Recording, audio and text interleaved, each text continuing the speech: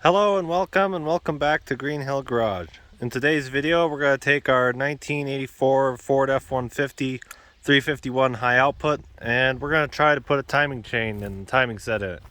Now we got this with the trade for the Ford 9-inch rear end. Worked out pretty well for him, I think. Haven't heard back from him, but hopefully it worked out well for him. This one has a Ford 9-inch, but it's a 350 gear ratio. We tore off in the last video, we tore off the bed. It was completely toast. This truck does not have a title, but it is a short bed and the frame is really good. This truck, I did a little more research, digging around inside on the paperwork, and this truck came from Montrose Nissan, which is only a short drive from here. So it's been in this valley pretty much its whole life. So rust is just like surface. Nothing really big there. So our plan for now is to just kind of hold on to it, and maybe we'll run across a pickup cab and maybe a flatbed and put on this, because these short beds are kind of neat. What we found riding with our neighbor, he has I believe it's like a 92 F150 short bed, and these things, they are beasts off-road. Like, you would not believe the kind of things it could do. His doesn't even have a locker, but does really well. So we're kind of thinking maybe that angle. But for today, we're going to try and see if we can get it to run maybe. And to do that, well, my initial diagnosis of this is that the timing chain has jumped a cog because it's really loose. From one of my research that I found, these had a composite timing gear. Basically, they wanted to try to make it quieter. I don't know if the high output version did, but a lot of these did. So we're going to pull that apart, see if that's really loose like I think it is, because the engine turns really smooth. Well, I guess kind of stiff, but then it hits like a hard point that you have to kind of push through. And from my research online, that's been the most common problem, is that timing chain jumping a cog. So we'll pull this damper pulley and this cover here and see what we have. Okay, so I gotta show you guys what I had to do to get this balancer pulley bolt off. Basically, I took a 30,000 pound strap here, and well, maybe it's not that big, but anyway, hooked it on here to this one little groove, looped it around, looped it up through, down around the out of the frame, looped it around the tire, and then out from under the tire over here to a T-post. Yeah, that's what I had to do. Didn't have a ratchet with me, so yeah, just have to make do with what you have and get creative. So I got the balancer pulley bolt loose, so now I'll be able to take my harmonic balancer puller and be able to pull that. So I'll get the strap off and we'll pull it loose. So I got the bolt out, guys. As you can see, it wasn't even rusty. It's actually got a little bit of oil on it. I'm not sure why it was held in so tight, but it wasn't going to come out with the battery impact, and I don't have an air impact gun. So yeah, it would have been a lot easier if I just had an air impact gun. Then we could have gotten that, but this strap, you can see it's still tight. This engine's on an automatic transmission. If it was on a manual, I would just put it in high gear and then locked up the brakes, and that would have worked fine. I've done that several times, but it's a C6 automatic, so that wasn't going to work. So I had to get creative with the strap lining. Again, one more time, just show you. Came around here, looped around the tire, under the tire, back out and over into the T-post. So I'll get the strap unlooped and we'll pull that balancer. So this is how I usually pull balancer pulleys. I bought this little puller. It's a little Napa Service Tools harmonic balancer pulley. It came with a bunch of bolts. Of course, it doesn't have the bolts I needed, so I ended up having to get my own bolts. I'm not sure what size bolts are required to get on there, but they are a 9/16 head. I think they're 1/2 inch thread. I don't know the pitch, but yeah, I'll look it up maybe and see if I can't find it. but balancer pulley works pretty well, or balancer puller I should say. You just kind of turn it on, and this one, it's got a 3/4 inch wrench. As you can see, it doesn't work very hard. Just keep pulling it off. If I had my ratcheting wrench, we could really pull it off in a hurry, but I didn't grab that, so we're making do with what we have for now.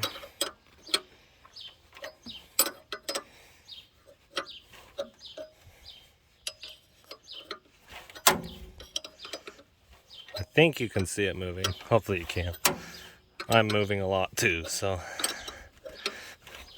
hopefully I'm not moving so much you miss the movement of the pulley.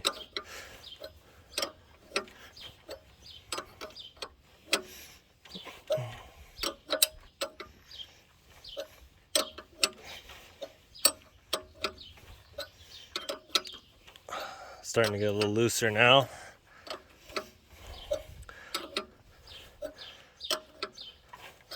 Basically, everyone I've ever pulled either had a sticky spot in the beginning or was just kind of sticky all the way. This one is unusual because it's so far been pretty consistent the entire time and it hasn't been horribly sticky, so it's new for me. Most of the ones I've pulled, a lot of FE Fords, and then the one LS that I did pull, that one was stuck pretty good, but this one doesn't feel all that stuck in.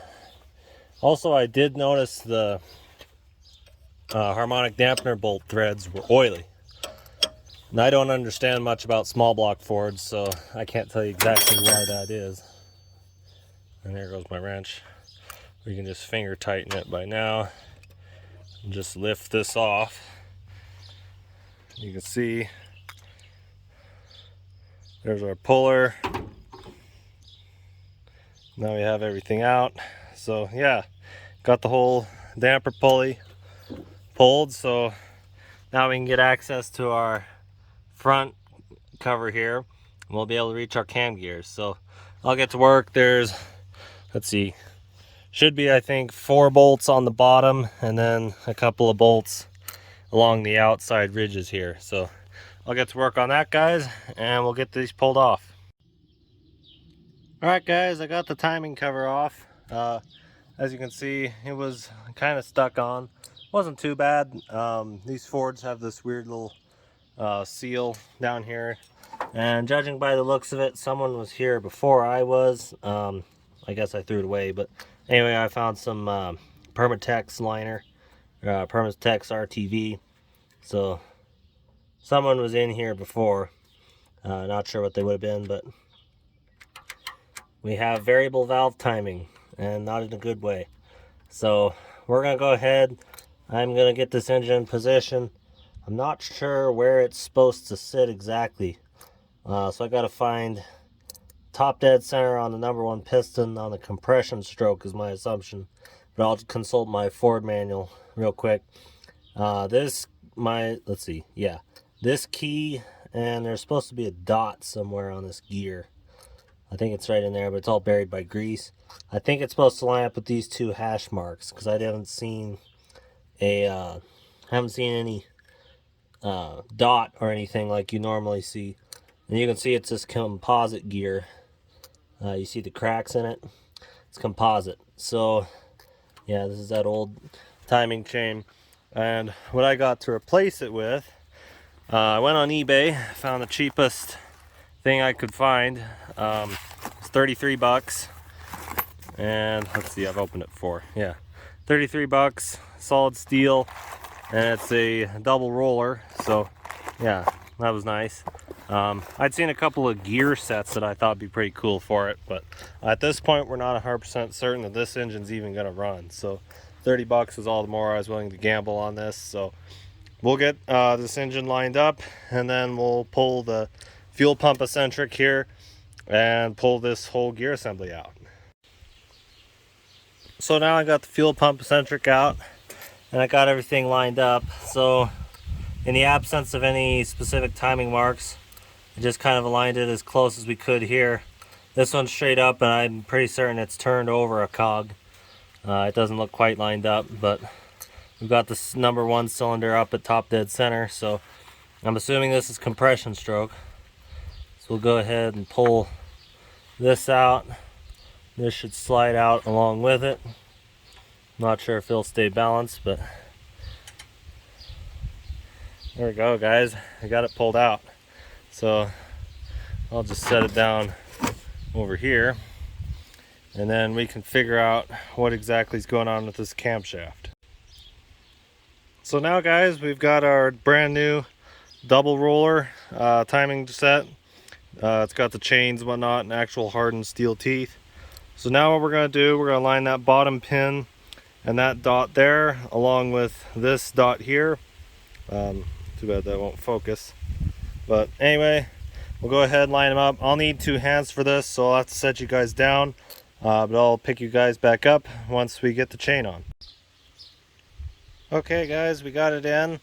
But before we just start spinning the engine, I think what I'm going to do, I'll put all these parts in a little box, lift this air cleaner off. We're going to pull this valve cover because I'm not 100% certain that we're on a compression stroke. We may be on exhaust stroke.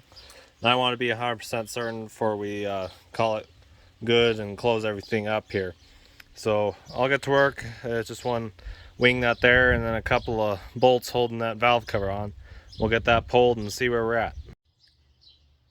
Alrighty, guys, we got the bolts all out. Now we're just gonna lift off this valve cover. I may have to break it loose with one of my miniature crowbars here.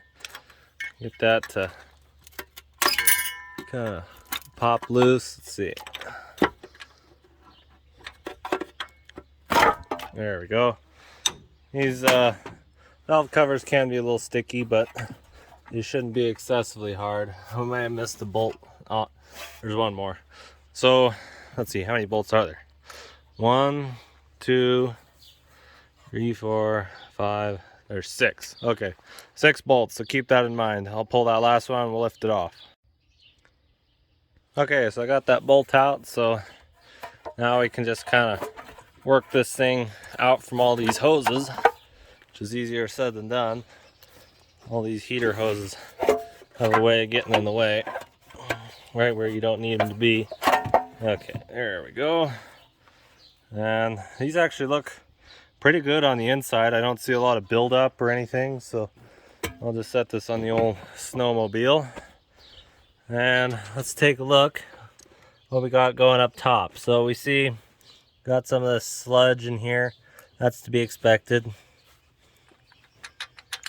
Ooh, that's not good, guys. That's a lot of play. What that is a collapsed lifter, which may or may not come back. It's hard saying if that could come back, but yeah, that's not good. These ones appear tight, so we're on compression stroke, but we've got a collapsed lifter, which may be what our problem is. Down at that bottom end of the engine, we have a lifter, maybe a stuck lifter. I don't, it could be something like that. Collapsed. Now it's just stuck and it's binding on the camshaft, and that's why the thing doesn't want to start. So we'll pull this other valve cover here and see what we find, but that may be a big part of our problem here. Okay, guys, I got the left side pulled. Let's see. We'll go along and feel these rockers.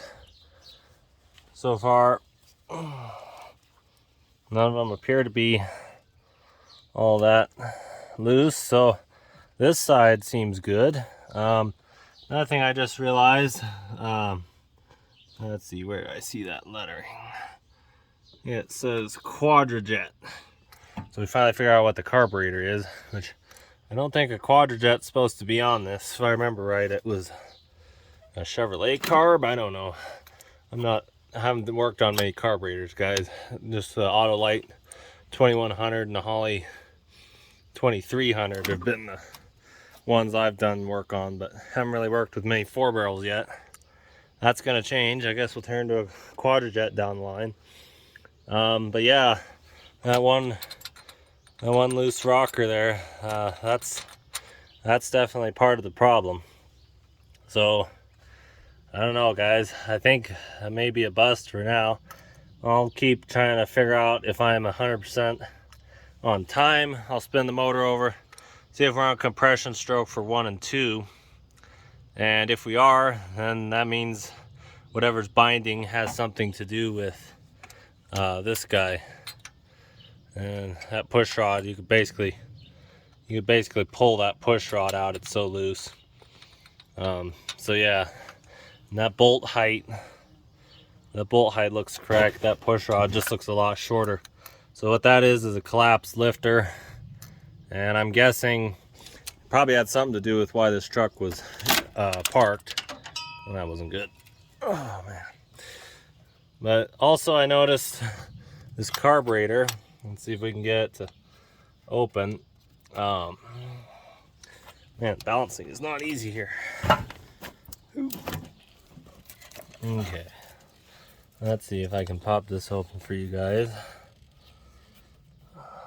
Gosh, I guess you can't really see that, but when we open the butterflies, the 2 feeds here open up, but then these back ones don't. So my guess is this carburetor is all stuck. And that would cause a severe lack of power if you've only got your front 2 barrels working and those back 4 aren't. So we'll have to figure that out. So I'll just check that on the cam, be 100% certain that we're positioned right. But yeah, it may be that collapsed lifter bound up in the lifter bore somehow. Could have wiped out a cam lobe actually. That wouldn't be surprising. But we'll take a look at that and we'll get back to you guys. Okay guys, so I did turn the camshaft or crankshaft some more, and what I realized is that it was not a collapsed lifter. As you can see now, it's good and tight. So the reason was the valve was actually stuck. So I took and unbolted all these rocker arms off. And once I unbolted all of them, I was able to see that this spring was sitting drastically lower than all the others. So that valve kept hitting the piston at the top of every stroke. Basically every time that piston would come up, it'd run into that valve. So hopefully it didn't bend the valve. My guess is it probably did, but we'll hope it didn't. So what I did is I pulled it off, and I peeled the cap off of it. And then I just took a mechanic's hammer, some WD-40, and a little bit of transmission fluid, ATF transmission fluid. Just kept tapping on it. I'd tap it down and then it would come back up, but still not all the way, but we just kept soaking it and tapping it, and finally got it to break loose. And then with some more working on the ATF with it, it was able to finally come all the way out, and then it seemed to come smooth enough, like pretty much almost the same as the others. Not quite there, but close enough that I feel like it'll turn and it'll come back up every time. So as you can see, let's see, I don't think it was this one. This one's a little looser than I'd like to see, but I think it was this one. Yeah, I'll check again, but yes, I'm pretty certain it was this one, and it is good and tight now. So happy with that. So now what I'm going to do, I don't have a new oil seal, but we're just going to gamble and put this all together, because at this point this whole engine's a gamble. So I'll get some Permatex. We'll seal off that whole section there so we don't develop any leaks, at least not with water. So we can at least get the engine to run long enough for us to tell if it's worth putting some seals on it and calling it good. So I'll get these valve covers put back up. I'll probably lube up this side with some transmission fluid as well. We'll get this all lubed up. Then I'll get that seal on, and then we'll drive this damper pulley back on. So I'll get those valve covers on and we'll see you then. Okay guys, it's the next day. I got everything all tightened down. I put some Permatex, the right stuff, all over that. Got it all sealed up. We torqued down our damper pulley. It's all pushed in. The seal actually didn't look too bad. I just cleaned it up and lubed it, pushed it in. So hopefully we don't develop any leaks. If we do develop leaks, most likely spot, judging by what I could tell, it'd be right here, is kind of rusty, so it's hard to clean up enough to get that Permatex to stick. But we're just gonna see if we can get it to light off. So I'll begin by tightening down all these spark plugs getting all of them good and tight, except for one spark plug we'll pull out. I actually may just find a spare. What we'll do is we'll hitch it up and then get it to ground so we can see whether or not we have spark. And then we'll just put a little fuel down this, see if this accelerator pump's working, and see if we can't get this carburetor to break loose. Like I said before, it's a little sticky, so we'll grab a little carburetor cleaner, spray that down the bores, see if we can't get it to come loose. We also got a battery. Trey will grab our battery.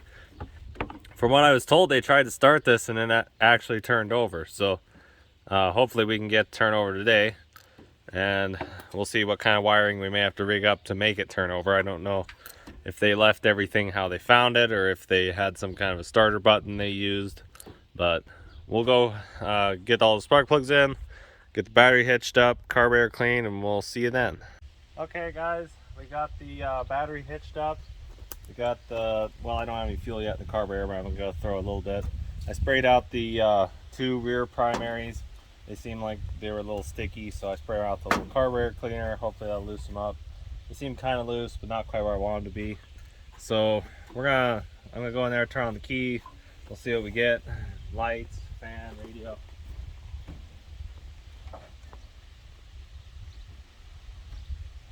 Lights. Okay, so we got lights. Okay, turn on the gas.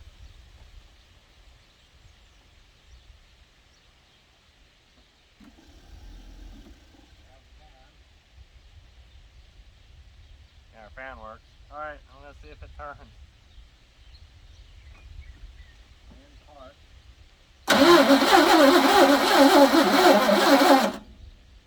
Alright, it turns over.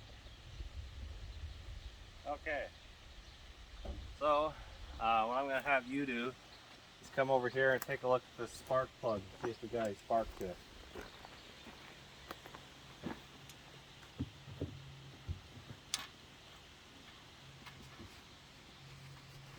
Hopefully that's a good enough ground for it. Just watch that right there. I'm going to crank it over. We'll see if we got anything.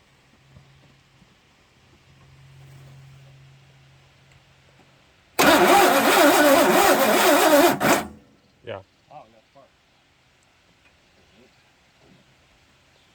Okay, so we'll set you guys down. We gotta get that spark plug back in, and then we're gonna try putting some fuel in it and see if we can't get it to light off. So we'll see you then. Okay guys, we got it all together. Got all the spark plugs in. One thing I did notice when we were cranking is that it really sounded like it wasn't getting all that much power to the starter, or maybe the starter was worn. So I went there and checked components, and the first thing I realized is that this grounding cable was very hot, just that little bit of cranking we did. So my guess is it was all chewed up. I got it laying over here, but I dug around my spare parts, had this cable in here. So I was really happy to have that. So got it all together. I took a little bit of fuel, just put it in the top of the carburetor. This carburetor, those back primaries are still stuck, but we can get it to run on 2 primaries. So I filled this bowl up, put a little bit in there, kind of soaked down, and then just a touch in there. So I'll get around inside the cab, we'll crank it over and see if it'll light off.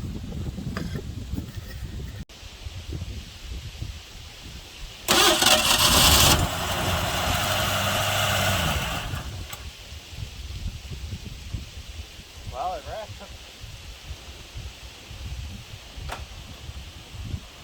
We'll give it another little shot of fuel, fill that bowl back up.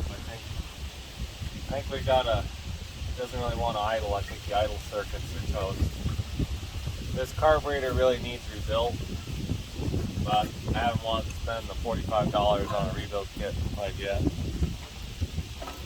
Pour just a little bit of fuel down that bowl.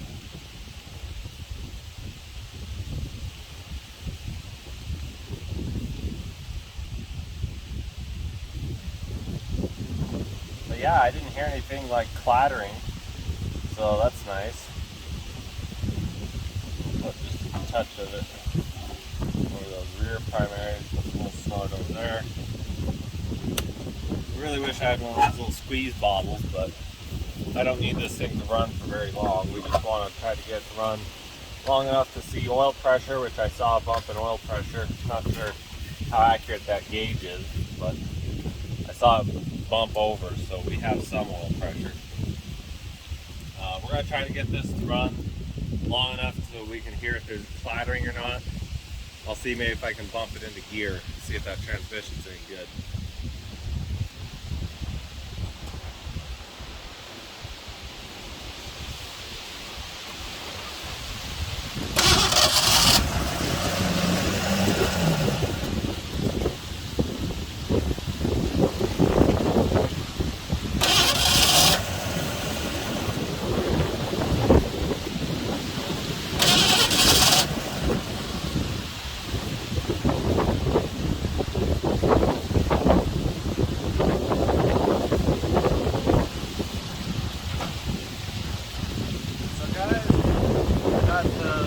I went over and tried to put it in gear, but it's not running long enough.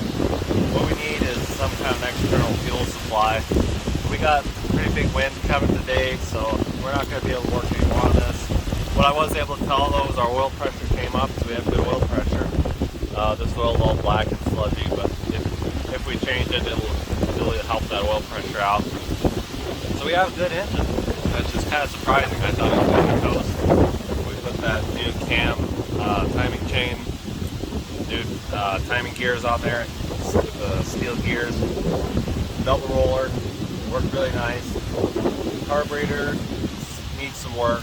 I priced around on eBay to $45 for a carburetor rebuild kit. This number, I can't remember the number on it, all these quad jets got a number on the side of them. I thought maybe I could just grab the generic rebuild kit, but there's a number right on this back left corner, and that tells you what year it is. Yeah, we need to have one that matches that number. The number on this carburetor is 170-59243 with a 2518 number just under that, CKD. I'm not sure what year that is, but this truck is an 84, so it's hard saying when this carburetor was put on. But I just noticed that they were talking about there was some with a straight and some with an elbow. Well, this one looks like it was glued, or maybe it was brazed on there. But that's not an elbow. That was a straight in design that someone went ahead and brazed up. Could also have a vacuum leak, I'm not certain, but it seemed like it ran really smooth. Didn't hear any valve chatter, so our valve must have broke loose. So yeah, I'm pretty happy with it. So that'll be it for this video, guys. Again, thank you all for watching. We're really excited about some of these projects like this. We have a 351 high output here. We're going to make some more videos in the future on this. It may be a little while before we get to it though. So thank you all for watching. Remember to subscribe if you haven't already, and check out our other content. We got more Suburban videos coming up. Get this cover back on. We also finished up the Kawasaki Mule just yesterday. We got that finished up, so that video will be coming out shortly. So again, thanks for watching. You all have a great rest of your day.